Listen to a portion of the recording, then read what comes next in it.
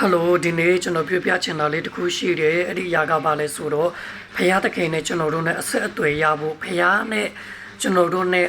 အချိတ်ဆက်မိဖို့ဖယားသခင်ရဲ့အတန်တော်ကိုကြားရဖို့ဆိုရင်ကျွန်တော်တို့ရဲ့တော်ချင်းတက်ချင်းကျွန်တော်တို့ရဲ့ကောင်းခြင်းနဲ့လုံးဝမဆက်သွယ်နိုင်ပါဘူး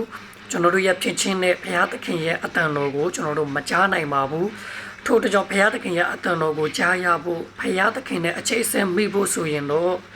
အလိုအဆုံးသောအရာက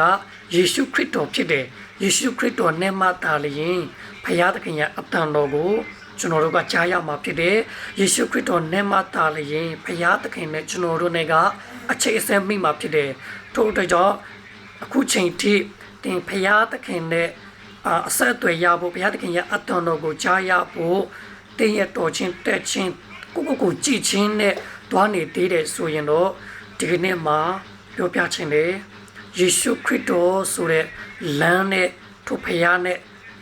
အဆက်အသွယ်လုပ်ပါယေရှုခရစ်တော်နဲ့မှသာလျှင်ထိုဘုရားရဲ့အတန်တော်ကိုသင်ကြားရမှာဖြစ်တယ်ယေရှုခရစ်တော်နဲ့မှသာလျှင်ထိုဘုရားနဲ့သင်အချိတ်အဆက်မိမှာဖြစ်ပါတယ်လို့ပြောပြချင်ပါတယ်ကျေးဇူးတင်ပါတယ်